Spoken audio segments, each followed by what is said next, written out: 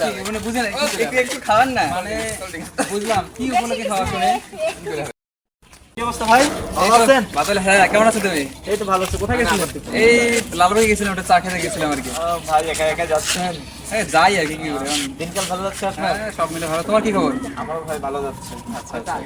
তারপর কোথাও যাচ্ছ নাকি?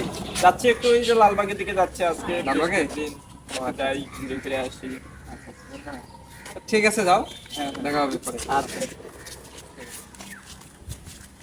ও দুলা ভাই, ও দুলা